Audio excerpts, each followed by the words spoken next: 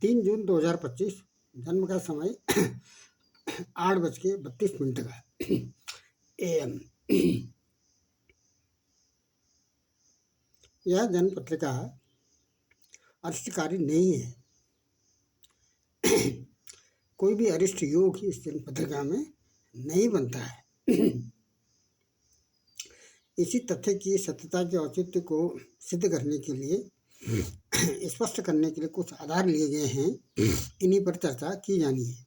जैसा कि जन्म के समय पर यदि चंद्रमा कर्क राशि के अंतिम अंश में और आश्लेषा नक्षत्र के अंतिम चरण में और ज्येष्ठा नक्षत्र, ज्येष्ठा वृश्चिक राशि हो और ज्येष्ठा नक्षत्र हो। तीसरा है रेवती नक्षत्र हो और मीन राशि हो।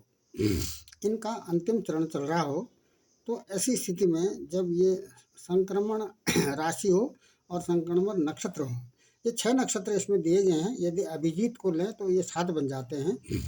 तो ये जो 7 नक्षत्र हैं, मुख्य रूप से 6 नक्षत्र ले जाएंगे: आश्लेषा, मघा, ज्येष्ठा, मूल, रेवती और अश्विनी। यदि इनमें जन्म के समय पर चंद्रमा गोचर कर रहे होते हैं, तो ऐसी स्थिति में ये बालारिष्ट बन जाता है। इसमें आयु में बाधा इसमें आ जाती है। अब इसमें नंबर 1, यहाँ पर इस जन्म पत्रिका को देखें तो चंद्रमा सिंह राशि में गोचर कर रहे हैं। सिंह राशि में गोचर कर रहे हैं और 18 डिग्री ये चल चुके हैं। पूर्व भाद्रपद नक्षत्र का दूसरा चरण चल रहा है। तो ये कोई चंद्रमा से कोई अरिष्ट यहाँ पर नहीं बनता है। कर्क और सिंह राशि का अंतिम प्रारंभिक चरण भी नहीं है। वृश्चिक और धनु राशि का भी कोई अंतिम आदि चरण भी नहीं है। और मीन तथा मेष राशि का अंतिम और आदि चरण और नक्षत्र भी यहाँ पर नहीं बनता है। दूसरा ये इस समय चंद्रमा शुक्ल पक्ष के चल रहे हैं। अष्टमी तिथि है, क्योंकि अष्टमी तिथि 9:55 तक ही रहेगी। उसके बाद नवमी तिथि प्रारंभ हो जाएगी। तो शुक्ल पक्ष के चंद्रमा है, ये पूर्णिमा के शुक्ल पक्ष के चंद्रमा है। ये बलवान चंद्रमा है। और यहाँ पर यदि लग्न देखें, लग्न है तो कर्क राशि का, लेकिन ये 5 डिग्री का लग्न हो चुका है। तो ये अंतिम नवांश में नहीं है। तो ये लग्न भी अरिष्ट में यहाँ पर नहीं बनता है। और ग्रह जहाँ पर ग्रहारिष्ट की बात की जाए, तो ये जो 4 केंद्र हैं, 4 केंद्रों में से चंद्रमा, मंगल, शनि और सूर्य एक केंद्र में नहीं है। तो ये भी अरिष्टकारी संयोग यहाँ पर नहीं बन रहा है।